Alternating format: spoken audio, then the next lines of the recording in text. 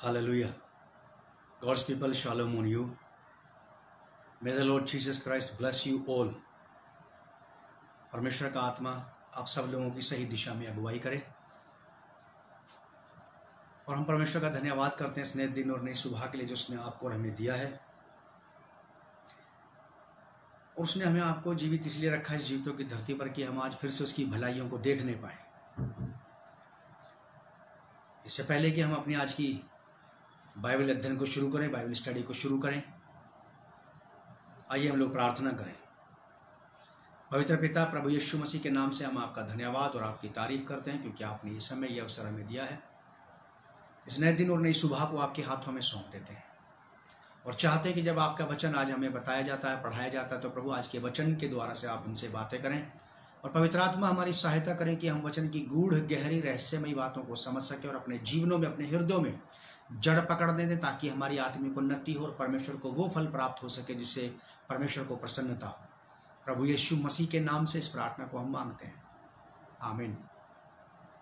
आप सब लोगों का प्रभु यीशु मसीह के नाम में क्राइस्ट मुक्ति द्वार फेलोशिप के बाइबल अध्ययन में स्वागत है।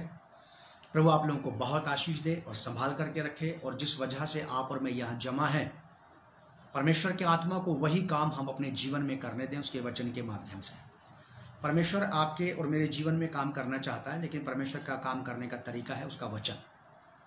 परमेश्वर अपने वचन के जरिए से काम करता है और आपको और मुझे परमेश्वर को पूरा पूरा काम करने देना चाहिए। जैसा कि बाइबल में भी ऐसा लिखा कि हे प्रियो, परमेश्वर के वचन को अधिकाई से अपने दिलों में जड़ पकड़ने दो, अधिकाई से बसने दो।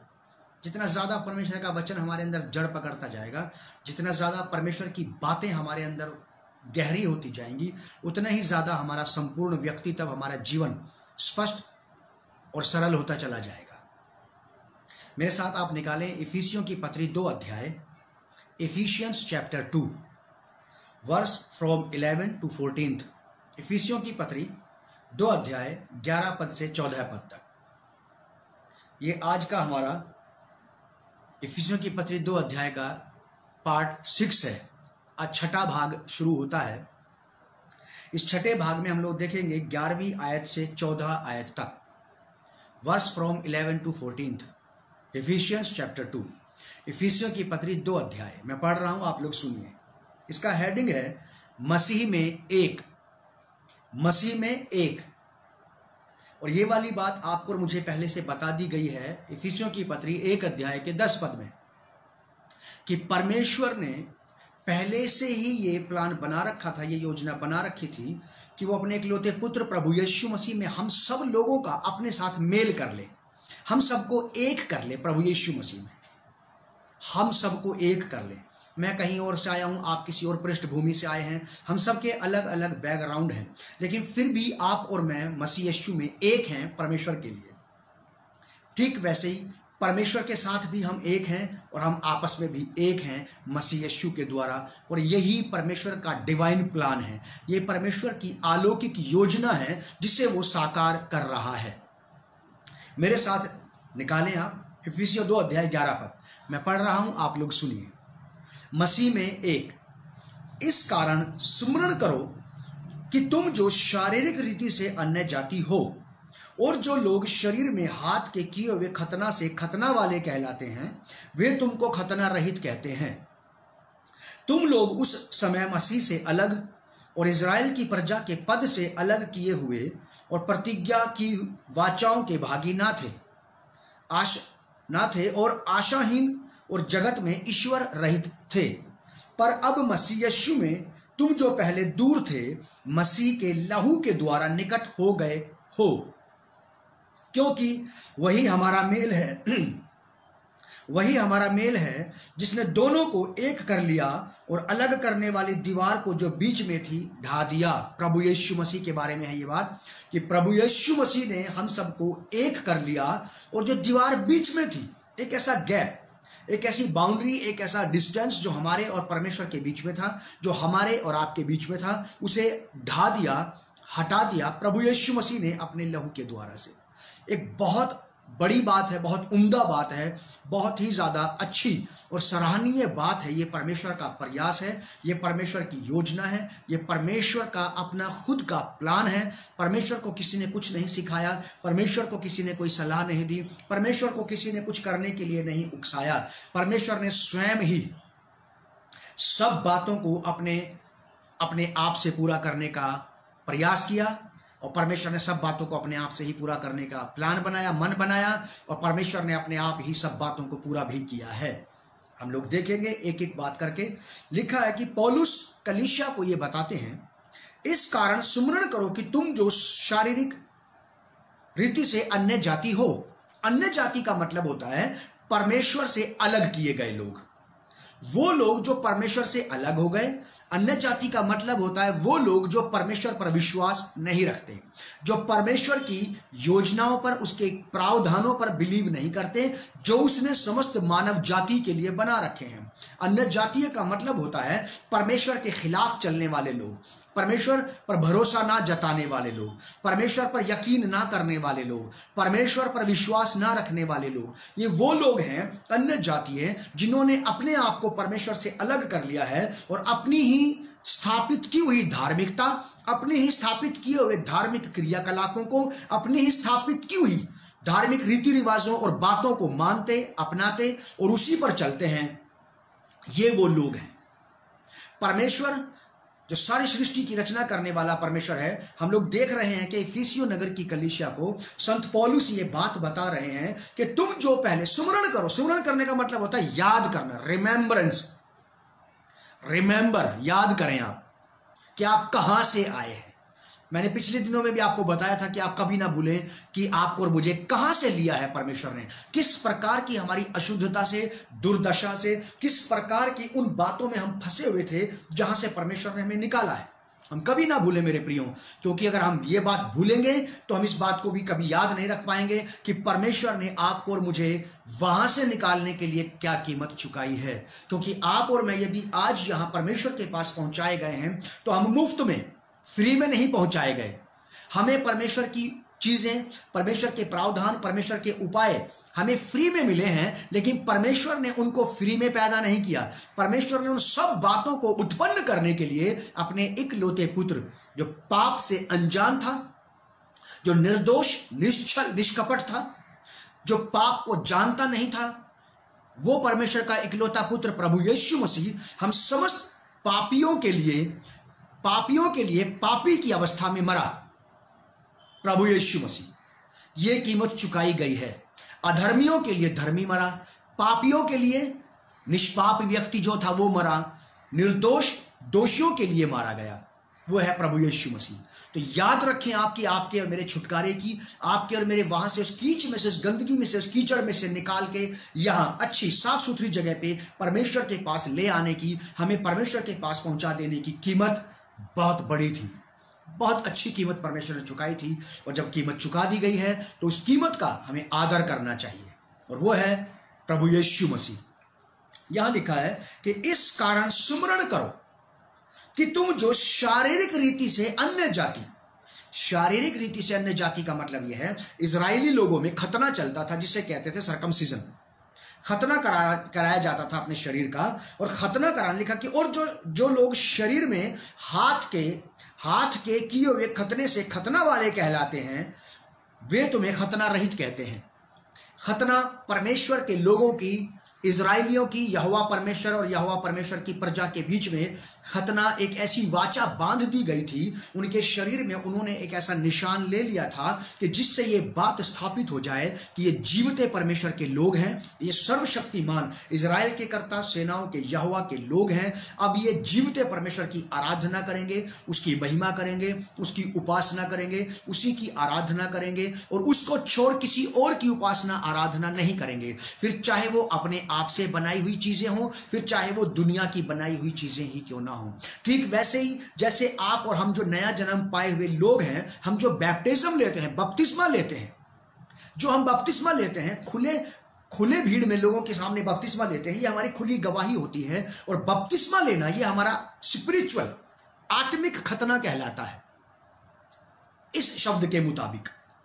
लोग जिनका फिजिकल सर्कमसीजन हुआ था, खतना हुआ था, वो लोग हम आत्मिक लोगों को खतना रहित समझते हैं। लेकिन बाइबल बताती है कि शरीर के खतने से कोई लाभ नहीं अगर मन का खतना ना किया जाए तो।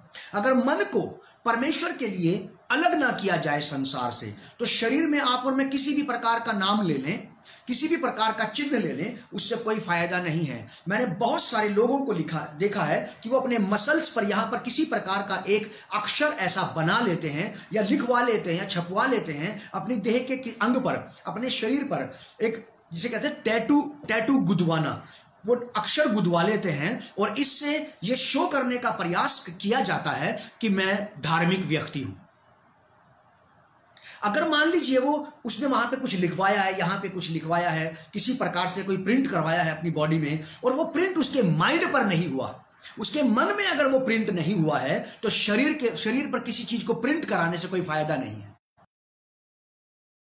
होता है कि जिन लोगों ने शरीर में किसी बात को ले लिया है, वो उन लोगों को तुच्छ समझते हैं जिन्होंने आत्मा में उस बात को लिया है। इजराइलियों के बारे में ये वाली बात है,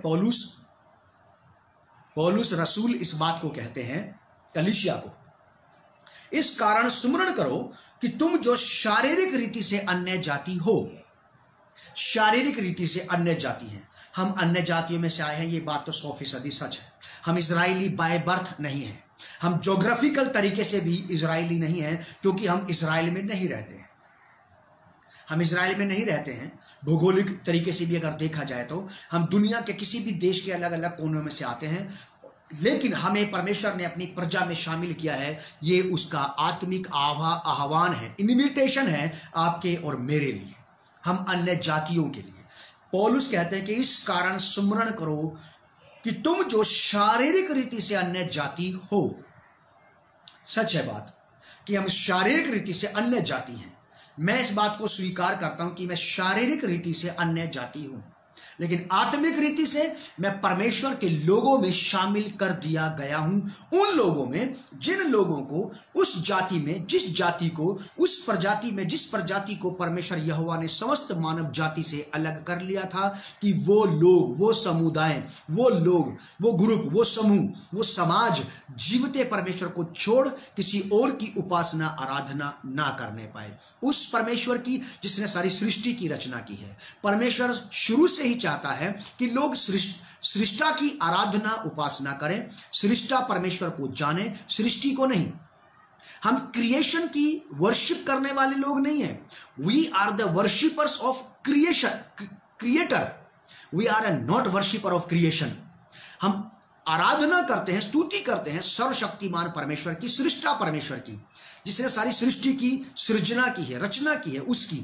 हम सृष्टि की उपासना आराधना नहीं करते, किसी भी प्रकार के आकाश गण के आगे नहीं झुकते।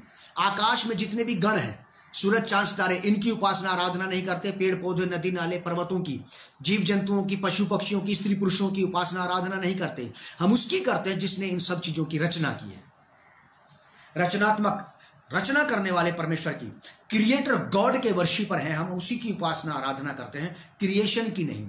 और यही बात है, ये वाली बात जब भी आती है अन्य जाति, अन्य जाति का मतलब होता है वो लोग जो परमेश्वर के लोगों में शामिल होकर के परमेश्वर की उपासना आराधना नहीं करते। अन्य जाति का और कोई दूसरा अर्थ नहीं है। परमेश्वर ने लोगों को जातियों में बांटने की बात नहीं कही यहां पे। अन्य जाति वो लोग जो अभी भी जीवते परमेश्वर को नहीं जानते, जो लिविंग गॉड की वर्शिप नहीं करते। इतना ही फर्क है, बस आपको समझना पड़ेगा बात को। इस कारण सुमरण करो कि तुम जो शारीरिक रीति से अन्य जाति हो, और जो लोग शरीर में हाथ के किए हुए खतना से खतना वाले कहलाते हैं, वे तुम्हें खतना रहित कहते हैं। जिन लोगों ने अपने शरीर पर किसी प्रकार का निशान लिया है, और हम लोगों ने अपने शरीर पर किसी प्रकार का कोई निशान नहीं लिया है, कुछ भी ऐसी बात हमारी बॉडी में नहीं आई है, तो वो लोग हमें अभी भी खतना रहित यानी कि अन्य जाति ही समझते हैं। कोई बात नहीं, लोगों के समझने से कुछ नहीं होता। परमेश्वर आपको और मुझे क्या समझता है, परमेश्वर आपको और मुझे कैसे समझता है, और आप अपने आप को परमेश्वर में कैसे समझते हैं। हमें लोगों की बातों पर नहीं जाना, हमें परमेश्वर के उस किए हुए काम पर विश्वास करना है, उस किए हुए बात पर ध्यान देना है जो परमेश्वर ने आपके और मेरे लिए किया है। क्योंकि परमेश्वर आपका और मेरा, हम सबका पिता है, हम सबकी सृष्टि करने वाला परमेश्वर है, और वो परमेश्वर आपसे और मुझसे प्रेम करता है। पद 12वीं आयत, वर्ष 12, पौलुस कहते हैं, तुम लोग उस समय पे, एक समय ऐसा था हमारी लाइफ में, उस समय मसीह से अलग, वास्तव में हम मसीह से अलग थे। हम मसीह के पास नहीं आए थे, ना हम मसीह के लोग कहलाते थे, क्योंकि हमारा उठना बैठना चलना फिरना, हमारे तौर तरीके मसीह की शिक्षा से फर्क थे। जो मसीह ने शिक्षा दी थी, जो टीचिंग मसीह यीशु ने दी थी, उस शिक्षा के अनुसार हमारे जीवन व्यवहार नहीं थे। हम मसीह से अलग और इजराइल की प्रजा के पद से अलग किए हुए और प्रतिज्ञा की वाचाओं के भागी नहीं थे, और आशाहीन और जगत में ईश्वर रहित थे। हम 4 चीजों से अलग थे। यहां पे हम 4 चीजों से अलग थे। हम इन चारों में से किसी के साथ नहीं थे। हमारे पास अपने रीति रिवाज थे, हमारे पास अपने तौर तरीके थे, हमारे पास अपने सिद्धांत थे, हमारे पास अपने पैतृक क्रियाकलाप थे जिन्हें हम लोग किया करते थे। मैं किया करता था, आप भी शायद किया करते होंगे, जब तक आप मसीह में नहीं आए थे तब तक। पौलुस 12वीं आयत में बहुत अच्छे ढंग से लोगों को कहते हैं कि तुम लोग उस समय मसीह से अलग थे। पहली बात, लोग मसीह से अलग थे, मसीह से अनजान थे, और बिल्कुल नहीं जानते थे कि आखिर मसीह है क्या चीज, ये यीशु मसीह आखिर आया क्यों है, क्या वजह है कि मसीह भी इस दुनिया में आया। मसीह से पहले, यीशु मसीह के आगमन से पहले, क्या इस दुनिया में कोई भी धार्मिक अगुवा नहीं आया था? बहुत सारे धार्मिक अगुवे थे। मसीह यीशु के समय से, मसीह यीशु के समय पे, मसीह यीशु के बाद, मसीह यीशु के पहले क्या कोई भी धार्मिक अगुवा नहीं आया? बहुत सारे धार्मिक अगुवे आए। मसीह से पहले भी आए, मसीह के समय पे भी थे, आज मसीह के बाद भी है। क्या कुछ भी ऐसा नहीं था, कोई भी धार्मिक क्रियाकलाप नहीं चल रहा था? सारी बातें चल रही थी, लेकिन तो भी मसीह को आने की जरूरत क्या पड़ी? मैं अपने बारे में 1 मिनट में ये बताना चाहूंगा कि जब मैं 1990 में सत्य को जानना चाहता था, मैं खोजना चाहता था कि वास्तविकता क्या है इस दुनिया की। सब तो सच नहीं है, ये तो मैं जानता था, ये मैं अभी भी जानता हूं कि सब सच नहीं है। सब में से कोई एक ही सत्य है, कोई एक ही सच है, और उस सच तक मुझे पहुंचना ही है, चाहे कुछ भी हो जाए। और उस तक पहुंचने का मेरे पास तब तक अवसर है जब तक मैं इस पृथ्वी पर जीवित हूं, जब तक मैं जिंदा हूं। जब तक मैं जिंदा हूं, मेरे पास 100 के 100 रास्ते खुले हैं सत्य तक पहुंचने के, सत्य को जानने के, ताकि मैं सत्य को जान करके, समझ करके, सत्य को जानबूझ करके, समझ करके उसके मार्ग में चल सकूं। यहां साफ शब्दों में लिखा है, पौलुस कलीसिया को कह रहे हैं जो लोग विश्वास में आ रहे हैं, तुम लोग उस समय, अपने नया जन्म पाने से पहले की बात है, मसीह में नया जन्म पाने से पहले तुम लोग उस समय मसीह से अलग। पहली बात, हम मसीह से अलग थे। दूसरी बात, और इजराइल की प्रजा के पद से अलग किए हुए। हम इजराइली भी नहीं है, याद रखिएगा आप इस बात को। Physically and geographically we are not Israelites. हम इजराइली नहीं हैं। ज्योग्राफिकल तरीके से हम किसी और देश में रहते हैं, फिजिकली हम किसी और कुटुंब कबीले से निकल करके आए हैं, हम इजराइल के कबीले के नहीं हैं। तीसरी बात, और प्रतिज्ञा की वाचाओं के भागी नहीं थे। सर्वशक्तिमान परमेश्वर, इजराइल के कर्ता सेनाओं के यहोवा ने जो वाचाएं, जो प्रतिज्ञाएं, जो व्यवस्था अपने लोगों को दी थी, हम उसके भी सहभागी नहीं थे। ये तीसरी बात। और चौथी और आखिरी बात, और जगत में हम आशाहीन और ईश्वर रहित थे। हमारे पास कोई आशा नहीं थी, हमारे पास परमेश्वर भी नहीं था, बाकी सब कुछ था। बाकी सब कुछ था, उपासना आराधना करने के लिए, भजन कीर्तन करने के लिए, गाने के लिए। हमारे पास बहुत सारी चीजें थी जिनके सामने हम गा सकते थे, जिनके सामने हम बजा सकते थे, जिनके सामने हम बावलों की तरह नाच सकते थे। बहुत सारी चीजें थी ऐसी, लेकिन हमारे पास ईश्वर, परमेश्वर, परमात्मा नहीं था। ये 4 बिगेस्ट लॉस में जी रहे थे आप और मैं, मसीह यीशु के पास आने से पहले। प्रभु यीशु मसीह के पास आने से पहले, प्रभु यीशु मसीह में नया जन्म प्राप्त करने से पहले, आप और मैं और दुनिया के अभी भी बहुत सारे लोग इन 4 बिगेस्ट लॉसेस में जी रहे हैं। बड़े 4 बहुत बड़े ये नुकसान हैं जो हमारे हैं और हम इनमें जी रहे थे। लेकिन जब हमने नया जन्म पाया, प्रभु यीशु मसीह के नाम से बपतिस्मा लिया, प्रभु यीशु मसीह के नाम में हमने पानी में डुबकी का बपतिस्मा लिया, तब हमारे पाप मिटाए गए और हमें परमेश्वर के साथ, परमेश्वर के लोगों के साथ, परमेश्वर की वाचा के साथ शामिल किया गया। बहुत बेहतरीन बात है ये। मैं बड़ा अपने आप में आशीषित फील कर रहा हूं अपने आप को कि प्रभु मैं आपका धन्यवाद करता हूं, कहां से निकाल के लाए हैं आप मुझे। मैं करता था क्रियाकलाप, दादा परदादा बाप दादाओं के जमाने से चलते आ रहे थे, मैं भी करता था, लेकिन वो हर साल करने पड़ते थे, बार बार करने पड़ते थे। कभी कभी मन में ये ख्याल आता था क्या कोई कुछ भी ऐसा नहीं है कि एक बार कर दिया जाए और जीवन भर के लिए पीछा छूट जाए। नहीं, हमारी दुनिया में, हमारे देश में आज भी हमारे भाइयों का एक ऐसा तबका है जिनको हर साल बलिदान चढ़ाना पड़ता है। और एक तबका नहीं है, बहुत सारे तबके ऐसे हैं, बहुत सारे लोग हैं जो आज भी हर साल एक पर्टिकुलर टाइम पे किसी भी जानवर का बलिदान करते हैं। वो इसलिए करते हैं क्योंकि वो प्रथा चली आ रही है। और वो बलिदान किस वजह से हुआ था, बहुत सारी वजहें हैं इसकी, लेकिन अगर एक ही बारी में वो बलिदान परफेक्टली कर दिया जाता तो मैं अपने भाई बहनों को ये कहना चाहता हूं कि वो बार बार नहीं करना पड़ता है। मैं कई ऐसे लोगों से मिला हूं जो ये कहते हैं कि मैं हर साल मेरा टाइफाइड बिगड़ जाता है, हर साल मुझे टाइफाइड हो जाता है। तो मैं ये सोचता हूं कि इसका मतलब ये है कि जब पहली बार आपको टाइफाइड हुआ था तो आपके उस टाइफाइड का पहली ही बारी में सही ढंग से इलाज नहीं हुआ। काश किसी अच्छे डॉक्टर ने, अच्छे वैद्य नीम हकीम ने आपकी हड्डियों में से, आपके शरीर के रेशे रेशे में से किसी मेडिसिन के द्वारा इस टाइफाइड को पूरी तरह जड़ से निकाल दिया होता, रूटेड अप कर दिया होता, तो ये बार बार पैदा नहीं होता। बलिदान इसलिए किए जाते हैं अपने पाप से छुटकारा पाने के लिए, धार्मिक क्रियाकलाप पूरा करने के लिए, बार बार इसीलिए किए जाते हैं। काश एक ही बार कर दिया जाता प्रभु यीशु मसीह के समान। प्रभु यीशु मसीह ने एक ही बार परफेक्ट बलि, सिद्ध बलि कर दी अपनी, और उसके बाद किसी भी नया जन्म पाने वाले मसीह विश्वासी को, किसी भी मसीह स्त्री पुरुष को दोबारा बार बार बलिदान करने की कोई आवश्यकता नहीं है। मैं आपको एक बात बताना चाहता हूं, आप चाहे तो मेरे साथ निकाल सकते हैं। मत्ती की किताब 11 अध्याय 27 पद, बहुत अच्छी बात आपको यहां पे मिलेगी सीखने के लिए। मत्ती 11 अध्याय 27 पद, मत्ती 11 अध्याय का 28 पद मेरे जीवन का टर्निंग पॉइंट था। जब पहली बार इस आयत को मैंने पढ़ा था, इसने मेरे जीवन में एक ऐसा सवाल खड़ा कर दिया था कि ये व्यक्ति कौन है जो मेरा सारा बोझ उठा करके मुझे फ्रीडम देना चाहता है और मुझे आज़ादी देना चाहता है। लेकिन हम लोग बात करेंगे मत्ती 11 अध्याय 27 पद पर। प्रभु यीशु मसीह कहते हैं कि मेरे पिता ने मुझे सब कुछ सौंपा है। प्रभु यीशु मसीह पौलुस कलीसिया को बता रहे हैं कि हम पहले मसीह से अलग थे।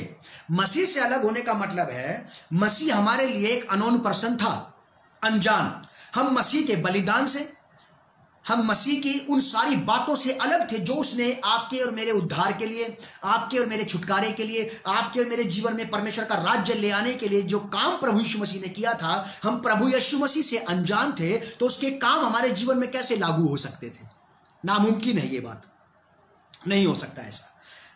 और प्रभु यीशु मसीह से अनजान रहने की वजह से एक बहुत बिगेस्ट लॉस मानव जाति का आज भी हो रहा है, क्योंकि परमेश्वर की प्रतिज्ञाएं और वाचाओं के अधिकारी आप और मैं प्रभु यीशु मसीह के बगैर नहीं बन सकते। हम में से एक भी व्यक्ति परमेश्वर के घर का अधिकारी, परमेश्वर के राज्य का उत्तराधिकारी, उसके राज्य का वारिस बिना प्रभु यीशु मसीह के नहीं बन सकता है। प्रभु यीशु मसीह मत्ती की किताब 11 अध्याय 27 पर, gospel according to Matthew chapter 11 verse 27 लिखा है कि मेरे पिता ने मुझे सब कुछ सौंपा है। ध्यान से सुनिए आप, सब कुछ यीशु मसीह के हाथ में परमेश्वर ने सौंप दिया। प्रभु यीशु मसीह ने जबरदस्ती नहीं लिया परमेश्वर से, परमेश्वर ने आदर के साथ यीशु मसीह के हाथों में सौंपा है, क्योंकि प्रभु यीशु मसीह ने परमेश्वर की योजना के अनुसार सारी आज्ञाओं का पालन किया और मरने तक विश्वास योग्य रहा। और प्रभु यीशु मसीह ने अपना बलिदान दे करके, अपनी कुर्बानी दे करके, अपना लहू बहा करके, महायज्ञ क्रूस पे करके प्रभु यीशु मसीह ने इस बात को प्रूफ कर दिया कि यीशु मसीह ही योग्य है सारे आदर महिमा गौरव जलाल के, सारे प्रेज ग्लोरी एंड वर्शिप के। और यीशु मसीह ही योग्य है जो समस्त मानव जाति को जीवन प्रदान कर सकता है। उसने मर के, अपना जीवन दे करके, अपने आप को अर्पण करके, अर्पित करके सारी दुनिया के लोगों में जीवन डालने का प्रयास किया और वो सफल भी हो गया। प्रभु यीशु मसीह, लिखा है मेरे पिता ने सब कुछ मुझे सौंपा है। और बाइबल में लिखा कि परमेश्वर ने यीशु मसीह को वो नाम दिया जो सब नामों से बड़ा है। इस पृथ्वी पर, आकाश के नीचे, पृथ्वी के ऊपर कोई भी नाम इतना बड़ा नहीं है जितना बड़ा नाम यीशु मसीह का है, क्योंकि यीशु मसीह को ये वाला नाम परमेश्वर ने दिया है। और इस पृथ्वी पर के लोगों को नाम पृथ्वी पर के ही लोग देते हैं, पृथ्वी पर के ही लोग देते हैं। और पृथ्वी पर उपजने वाली चीजें ज्यादा दिन के लिए नहीं रहती। बाइबल में लिखा है कि जो पृथ्वी पर से है वो थोड़े समय का है, और जो स्वर्ग में से आया है वो अनंत काल का है, वो है प्रभु यीशु मसीह। गॉस्पेल ऑफ जॉन चैप्टर 3 में लिखा है ऐसा। जो ऊपर से आता है वो अनंत काल का है, सदा का है। जो नीचे से निकलता है वो थोड़े ही समय का है। लिखा है कि मेरे पिता ने मुझे सब कुछ सौंपा है और कोई पुत्र को नहीं जानता। ये बिगेस्ट लॉस है, मानव जाति का दुर्भाग्य है कि आज भी जितने लोग जीवित हैं इस दुनिया में वो जानते ही नहीं कि क्राइस्ट क्यों आया। लोग सोचते हैं कि ये तो ईसाइयों का देवता है, ईसाइयों का भगवान है ये तो।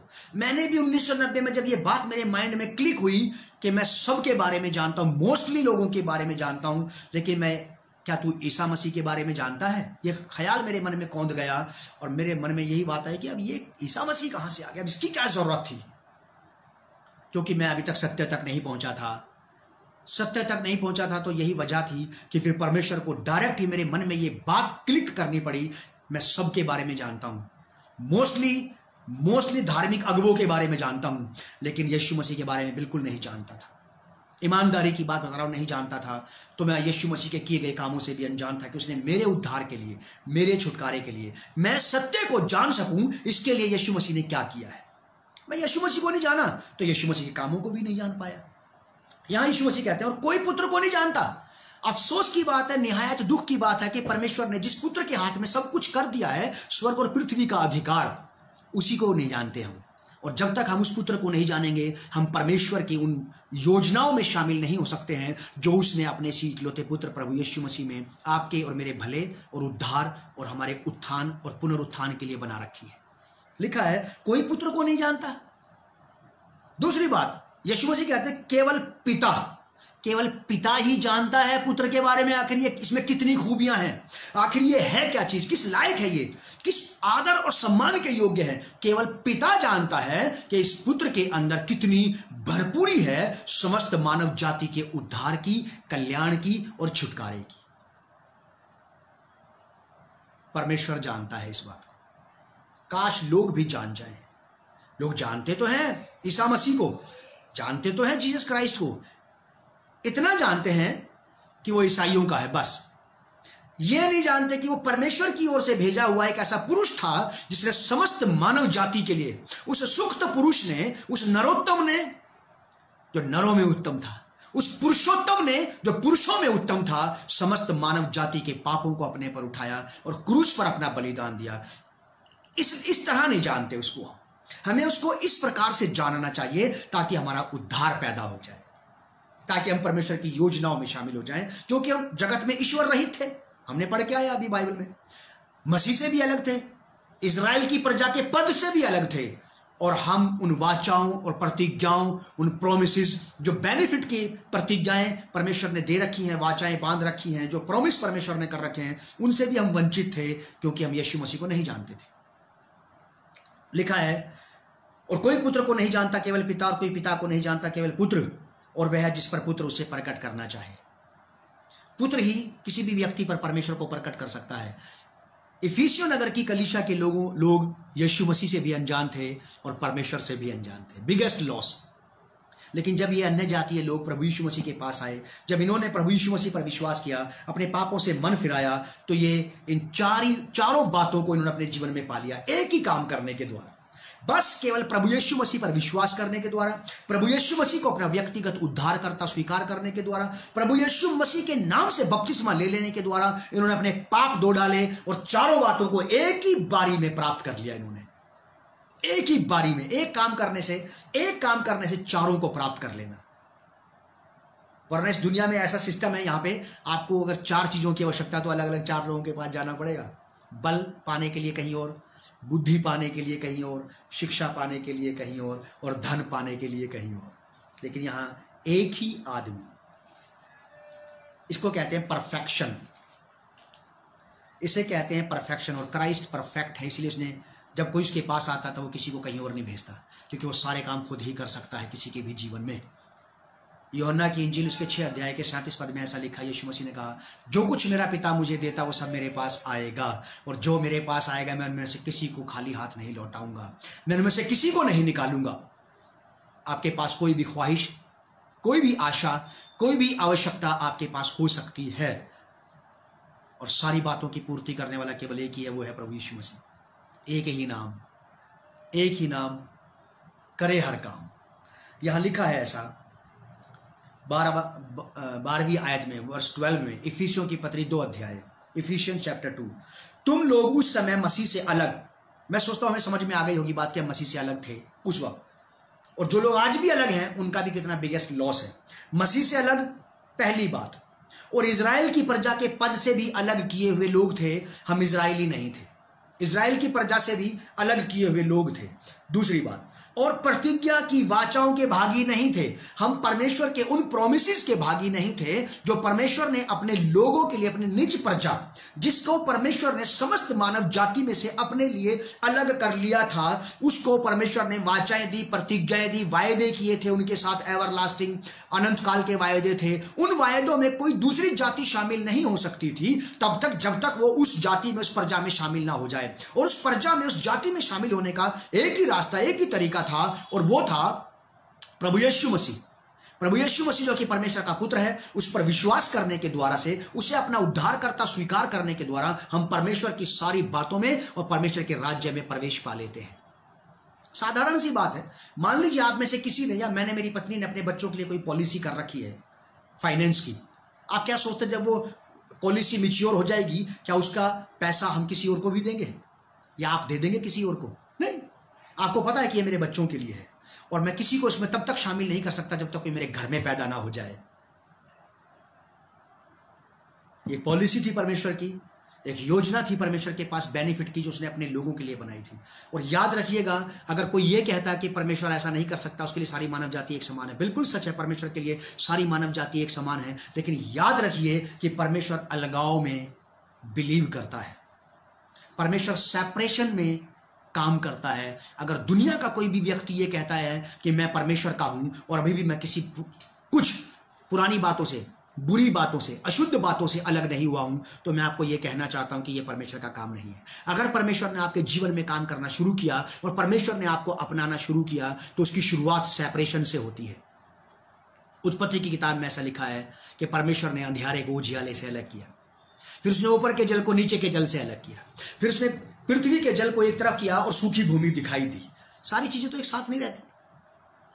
अगर परमेश्वर काम करना शुरू करेगा तो अलगाव पैदा करेगा, सेपरेशन लेकर के आएगा। और आज भी परमेश्वर अपने और अन्य जातियों में, अपने लोगों के और अन्य जातियों के बीच में अंतर ठहराता है। Difference be must among the spiritual peoples and the worldly peoples. शारीरिक और सांसारिक लोगों में अंतराल ठहराना, डिस्टेंस ठहराना, गैप ठहराना अति आवश्यक है। बाइबल के पढ़ने वाले लोग इस बात को जानते हैं। गरीब लाजर था, वो मर गया था, एक धनवान व्यक्ति भी मर गया था। धनवान व्यक्ति को भी दफन किया गया और गरीब लाजर को स्वर्गदूतों ने उठा करके अब्राहम की गोद में पहुंचा दिया। और अब्राहम से उस आदमी ने बोला कि मेरे और भी भाई हैं, उनके पास इसको लाजर को भेज दे ताकि उनको बताए कि नरक भी है और ताकि लोग यहाँ आने से बच जाए, अपने चाल चलन को सुधार लें। अब्राहम ने बोला, उस आदमी ने बोला कि इस लाजर को अपने पास से मेरे पास भेज देता कि ये मेरे मुंह में एक बूंद पानी, एक ड्रॉप पानी डाल देता कि मेरी जीभ जो आग से जल रही है ठंडी हो जाए। अब्राहम ने कहा कि तेरे और हमारे बीच में इतना भारी गड्ढा ठहराया गया है, इतना भारी गैप है कि ना तो वहां से कोई यहां आ सकता है और ना कोई यहां से वहां जा सकता है। इसे कहते हैं सेपरेशन, इसे कहते हैं डिस्टेंस। और ये गॉडली प्लान है, ये ह्यूमन प्लान नहीं है, किसी मनुष्य की योजना नहीं है। अब आप आइडिया लगा सकते हैं कि परमेश्वर आज भी अपने लोगों में, उनमें जिन्होंने उद्धार पा लिया है, संसार के शारीरिक और सांसारिक लोगों से अलग देखना चाहता है। हमारे काम, हमारे क्रियाकलाप उनसे अलग होने चाहिए। हमारा चाल चलन, बोली भाषा, तौर तरीका संसारिक लोगों से डिफरेंट होना चाहिए, क्योंकि हम नया जन्म पाए हुए आत्मिक लोग हैं। हम परमेश्वर, पहले तो परमेश्वर के नहीं थे, अब हम परमेश्वर के हैं। अब हमारे पर ये रिस्पॉन्सिबिलिटी भी आ जाती है कि अब हम जगत में ईश्वर रहित नहीं है, अब हमारे पास ईश्वर है, परमेश्वर है हमारे पास, परमात्मा है हमारे जीवन में परमेश्वर, और वो सब कुछ देख रहा है। जो आप और मैं बोल रहे हैं छिप करके वो सब कुछ सुन रहा है। जो आप हैं छिप छिप के वो हम सबको देख रहा है, और वो सुनता है, देखता है, और याद रखिए बोलता, बात करता और उत्तर भी देता है। यहां लिखा है, तुम लोग उस समय मसीह से अलग और इजराइल की प्रजा के पद से अलग किए हुए प्रतिज्ञा की वाचाओं के भागी नहीं थे, और आशाहीन और जगत में ईश्वर रहित थे। वर्ष 13। पर अब मसीह यीशु में तुम जो पहले दूर थे मसीह के लहू के द्वारा निकट हो गए हो। हमारा मेल मिलाप हुआ है मसीह के लहू के द्वारा से, मसीह यीशु के लहू के द्वारा से। मसीह यीशु के लहू के कारण आपका और मेरा मेल हुआ, हम परमेश्वर के निकट आए हैं। अगर प्रभु यीशु मसीह अपना लहू बहा करके हम पापियों, अशुद्ध, हम दोषियों को शुद्ध नहीं करता, धोता नहीं, तो हमारा परमेश्वर से मेल मिलाप करना नामुमकिन था। प्रभु यीशु का लहू जो बहुतों के पापों के निमित्त बहाया गया है, जो बहुतों के छुटकारे के लिए बहाया गया है, प्रभु यीशु का लहू ही है जो हमारे सारे दाग धब्बे, कलंक और झुर्रियों को मिटा करके हमें हिम की नहीं उज्जवल और ऊन के समान श्वेत बनाता है। प्रभु यीशु का लहू ही है जो हमारे सारे पाप और श्राप हटाता है, मिटा देता है। प्रभु यीशु का लहू ही है जो आपके और मेरे लिए हाबिल के लहू से उत्तम बातें कहता है। प्रभु यीशु का लहू ही है जिसे ओढ़ करके, जिसको पहन करके आप और मैं परमेश्वर की सिंहासन के करीब, उसके अनुग्रह के सिंहासन के निकट जा सकते हैं। केवल और बस केवल प्रभु यीशु का लहू ही है जो परमेश्वर के सामने आपके और मेरे पक्ष में खड़ा होकर के हाबिल के लहू से उत्तम बातें कहता है। हाबिल का लहू तो अपने लहू बहाए जाने का बदला मांग रहा था, लेकिन यीशु मसीह के लहू ने कोई बदला नहीं मांगा। प्रभु यीशु ने यह नहीं कहा कि मेरी हत्या के बदले में अब सबकी हत्या की जाए, मेरी मौत के बदले में सबकी मौत की जाए। प्रभु यीशु मसीह ने इस बात को ठहराया कि मेरे लहू बहाए जाने के द्वारा से अब मनुष्य जाति का लहू ना बहाया जाए, मेरी मृत्यु के बाद अब किसी की मृत्यु ना होने पाए, अनंत काल की मृत्यु।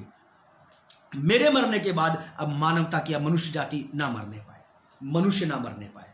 मरने का अर्थ ये नहीं है कि यहाँ पे शरीर में हमारा मर जाना, ये तो हमारी फिजिकल डेथ है। स्पिरिचुअल डेथ, जहाँ अनंत काल के लिए नरक में झोंक दिया जाएगा, वो हमेशा की मृत्यु है। उस मौत से बचाने के लिए प्रभु यीशु मसीह ने मृत्यु ली ताकि आप और मैं जीवन पा सकें और हम नरक से बच के परमेश्वर के राज्य में प्रवेश कर सकें, उसकी प्रतिज्ञात प्रजा में, उसके उन लोगों में शामिल हो सकें जो परमेश्वर के स्थापित किए हुए, परमेश्वर के ठहराए हुए, परमेश्वर के तैयार किए हुए जगह में जाने को तैयार है। हम भी वहीं जाएंगे यदि हम परमेश्वर पर बिलीव करें तो।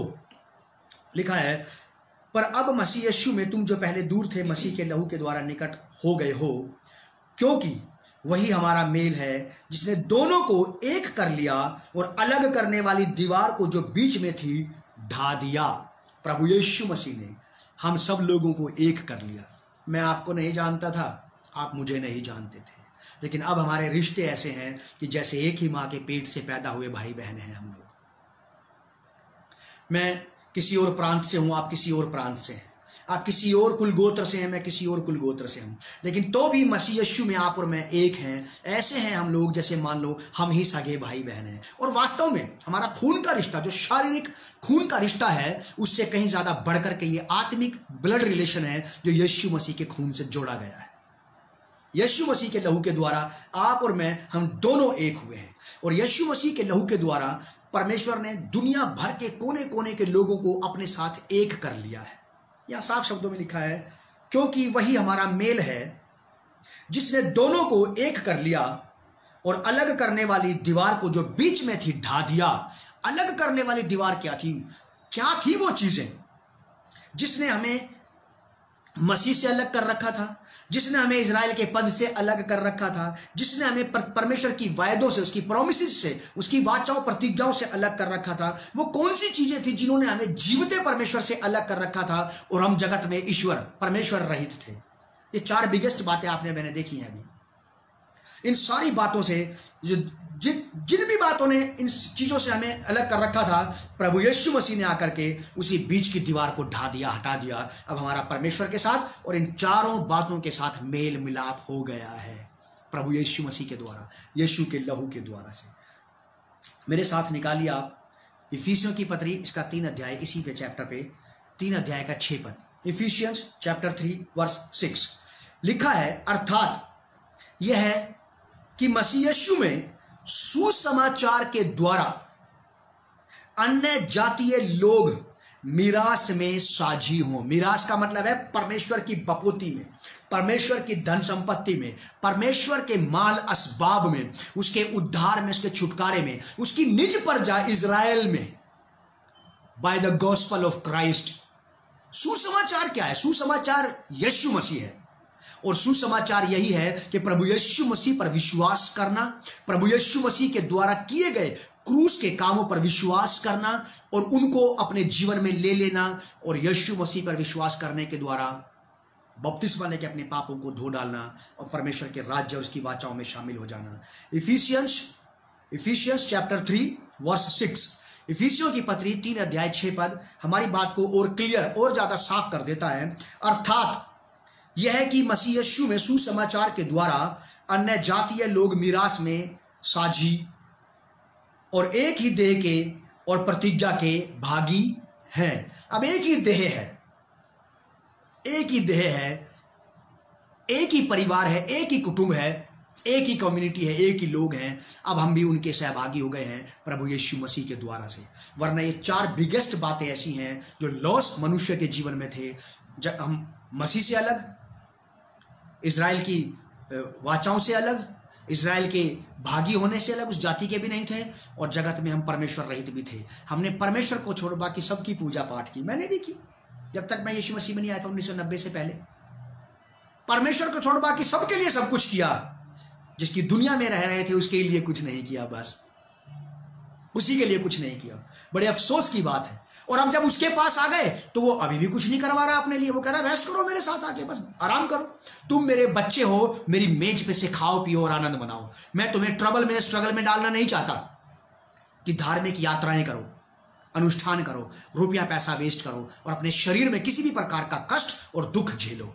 तुम मेरे बच्चे हो, मेरी मेज पर क्या, मेज पर से आओ, बैठो, खाओ पियो और आनंद मनाओ। ये है परमेश्वर। जो परमेश्वर नहीं थे, जो ईश्वर नहीं थे, उन्होंने बड़ा पेर के रखा हमें, जैसे कोल्हू के बैल को पेर के रखते हैं। और जो वास्तव में परमेश्वर है उसने कुछ काम ही नहीं लिया हमसे आज तक। मेरे लिए तो बड़ी नई बात थी जब प्रभु यीशु मसीह से मैं मिला और मैंने प्रभु यीशु मसीह की इस बात को सुना उनके मुंह से खुद के, तुम क्या चाहते हो कि मैं तुम्हारे लिए करूं। अचरज था मेरे लिए कि प्रभु यीशु ये क्या आदमी है, ये मेरे लिए काम करेगा। अब तक मैं जिनके पास था उन्होंने मुझे काम पे लगा रखा था। आज ये करना, आज ये करना, आज ये करना, आज ये करना, आज ये करना। डेली काम थे उनके, मंथली काम थे उनके और एनुअल काम भी थे उन्हीं के ही। सालाना भी करनी पड़ती थी हमें वो वाली बातें, डेली करनी पड़ती, मंथली करनी पड़ती और एनुअल करनी पड़ती थी। ये प्रभु यीशु मसीह जब मेरी जिंदगी में आया तो मुझसे कहता मैं क्या करूं तेरे लिए। मैं बहुत खुश हूं इस बात से कि मैं कैसे व्यक्ति के पास आ गया हूं, ऐसे ईश्वर परमेश्वर के पास आ गया हूं जो मेरे लिए काम करता है, मुझे काम पर नहीं लगाता। प्रभु का बड़ा धन्यवाद। यीशु मसीह के माध्यम से हमारी परमेश्वर से मुलाकात हुई। अब हम जगत में परमेश्वर रहित नहीं हैं, हम परमेश्वर के लोग हैं। परमेश्वर हमारा पिता है और हम इज़राइल की, परमेश्वर की निज धन संपत्ति, निज कौम, परमेश्वर के अपने पर्सनल लोग जो उसने सारी दुनिया में से अलग किए थे अपने लिए कि वो उसके लिए जिए, अब हम उस कौम का हिस्सा है स्पिरिचुअली। अब हम उस कौम का हिस्सा, उसकी वाचाएं, प्रतिज्ञा सब हमारी हैं, पहले नहीं थी। क्योंकि बाइबल बताती है कि इजराइली, यहूदी अन्य जातियों से कोई रिश्ता नहीं रखते थे। लेकिन प्रभु यीशु मसीह जो इसीलिए पैदा हुआ, बाइबल में लिखा कि परमेश्वर ने जगत से ऐसा प्रेम रखा कि उसने अपना इकलौता बेटा दे दिया ताकि जो कोई उस पर विश्वास करे वो नाश ना हो बल्कि अनंत जीवन पाए। प्रभु यीशु मसीह इसीलिए आया कि आप और मेरा परमेश्वर से मेल मिलाप हो सके, और उसने कराया भी। और आज भी जितने लोग प्रभु यीशु मसीह पर विश्वास करते हैं उन सब का मेल मिलाप प्रभु यीशु मसीह के माध्यम से परमेश्वर से होता है। और हम परमेश्वर की सारी वाचाओं, प्रतिज्ञाओं, परमेश्वर के सारे बेनिफिट्स, उसके सारी जो भी उसकी उपलब्धियां हैं, परमेश्वर की जो भी उसके लाभ हैं, उन सब के हम अधिकारी बन जाते हैं। प्रभु आप लोगों को बहुत आशीष दे और संभाल के रखे और आप परमेश्वर की सारी बातों में बढ़ते चले जाएं। प्रभु यीशु के नाम से पिता मैं प्रार्थना करता हूँ अपने लोगों के लिए, आप इन्हें आशीष दे दो। ये आपके बेटे बेटियां हैं, मैं अपने तमाम प्रियजनों के लिए, अपने भाई बहनों के लिए, अपने बुजुर्ग और बच्चों के लिए प्रार्थना करता हूँ।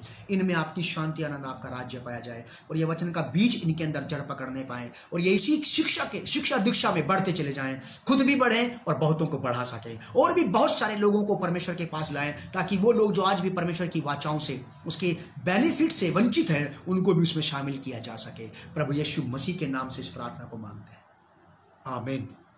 God bless you and once again shalom on you.